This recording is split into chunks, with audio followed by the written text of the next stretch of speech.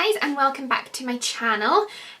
Today is going to be another top 5 and 5. This is my 4th one and I'm going to get straight into it. So the first story of the week, which is for me the biggest news of the year so far probably, is H&M announced their next designer collaboration, and it is with Balmain. I am so excited for this. Like, H&M have always been known for their designer collaborations. They've done ones with Karl Lagerfeld, Stella McCartney, Donatella Versace and Alexander Wang most recently.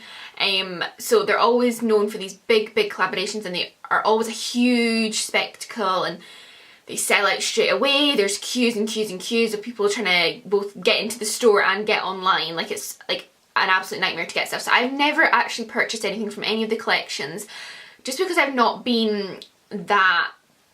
Like, I would have wanted it if it was easier to get, but I just can't really be bothered like waiting online for it. And, you know, I did want a couple of pieces from the Alexander Wang collection, but yeah, I just didn't get around to getting it and it sold out so quick.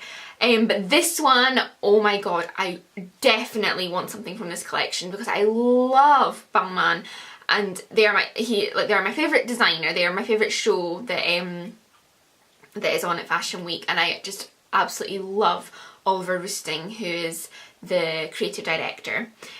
So he actually announced the collaboration at the Billboard Music Awards last week, and he took along Jordan Dunn and Kendall Jenner along with him on the red carpet as his guests, and they were actually wearing pieces from the collection. And I particularly loved Jordan Dunn's outfit. It was amazing, just so classic Balmain, which is just amazing that people that can't afford Balmain are going to be able to wear such similar pieces. So I'm just so excited for that. It's going to include menswear and women's wear, but the only downside is that it's not going to be available until the 5th of November of this year. So they always announce these collaborations super early. They really to drive up the hype, but it is usually around November that they're actually released. So there's a bit of a wait, but I cannot wait. Okay, so my second story is kind of touching upon what I spoke about before, and that is the Billboard Music Awards. They were held last week in Las Vegas, and they were amazing. The red carpet, some of my favourite looks from the red carpet were basically all Balmain. Like, Balmain is just everywhere just now. Everyone wants to wear Balmain. It is like the designer to wear because it's just such an empowering outfit. Like the pieces, the dresses are always so empowering and sexy and just gorgeous, and especially on gorgeous models the combination is just an explosion of beautifulness. And yeah, some of my favourite looks were Taylor Swift, Kylie Jenner and Lily Aldridge. They all wore Balmain and they all looked stunning. It was like Taylor Swift's night. She like won basically all the awards. I also loved Jordan Dunn, or Jordan, I don't know, she says her name slightly differently. I loved her outfit. She was wearing Balmain for H&M. But I also loved Zendaya's outfit, which was by Fausto Puglisi. I hope I'm saying that right. Yeah, I really liked her outfit. It was like all kind of a combination of colour and pattern, and she just looked really young and fresh in it. And different like from the usual like ball gowns or, you know, long dresses that you see at these events. So yeah, I really liked all of those outfits. Okay, so my third story is the Cannes Film Festival, and it is continuing. It finishes on the 24th of May, and there's been quite a few more looks that I've just like absolutely loved.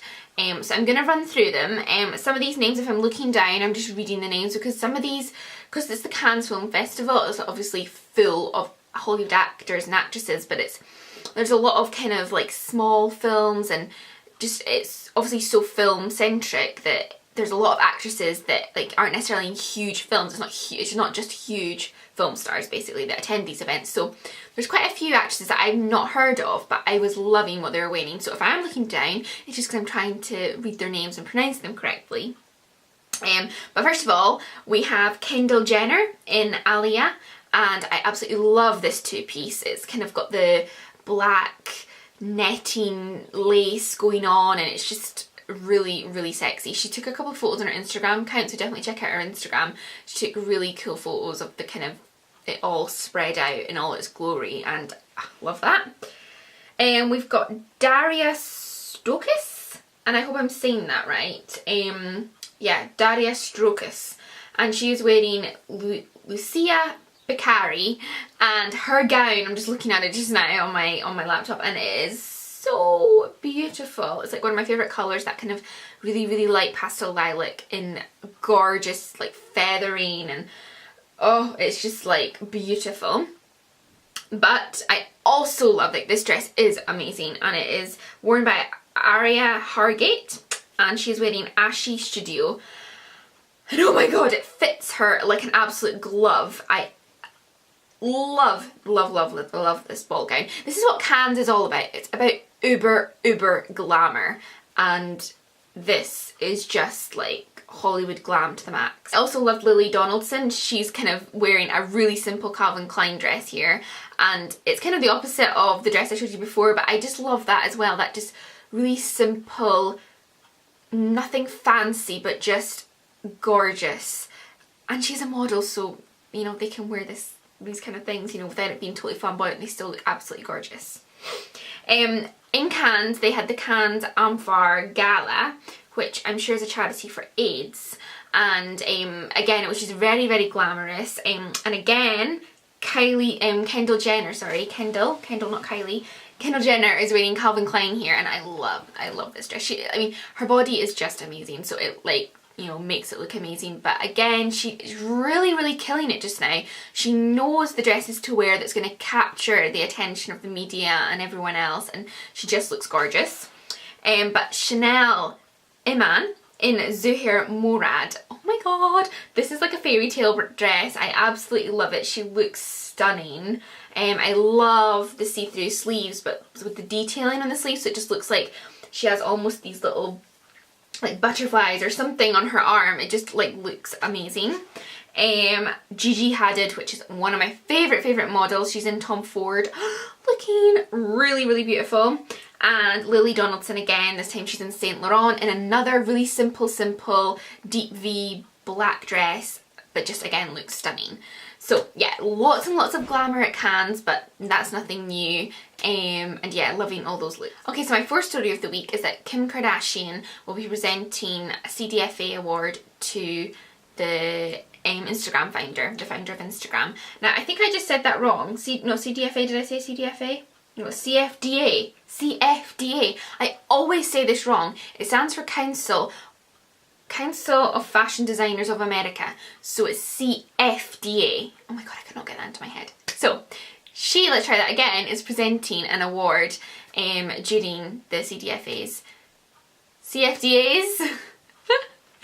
And she's presenting the media award to Kevin Systrom, who is the founder of Instagram. Now she actually released the news on Instagram, of course. Now this pairing is just like so logical. She just had her book out, Selfish, which is all her selfies, a lot of them taken on Instagram. Very, very a match made in heaven, shall we say. Now the CFDAs will be taking place on June the 1st in New York. And this actual award is, usually it's been awarded to an actual person, which it is being here, but he's kind of representing Instagram, and it's the first time it's been awarded to a platform, which I guess just shows the growing interest and the growing impact of technology on fashion. Okay, so my fifth and final story of the week is that H&M opened their biggest store in the world, and as you probably guessed, it's in New York. It's actually right opposite Macy's, and it is almost as big as Macy's. It's their 13th store in New York alone, and it's 6,000 feet bigger than their second biggest store. It is 4 floors tall, it has 40 fitting rooms, it has 34 cash registers, 2 entrances and 2 elevators. So it is pretty big, and as it's their biggest store in the world, it was obviously a huge opening, and John Legend was actually there cutting the ribbon and performing. So yeah, hopefully next time when I'm in New York, I will definitely be checking that out, because I think it is just such a spectacle and is more of like a department store. Like, it has actual departments now rather than just being like one store. So yeah, pretty amazing. And that is everything for this week. I started with H&M and finished with H&M, which is just showing how amazing that retail brand is really doing right now. It's everywhere. So yeah, I hope you enjoyed this week's stories.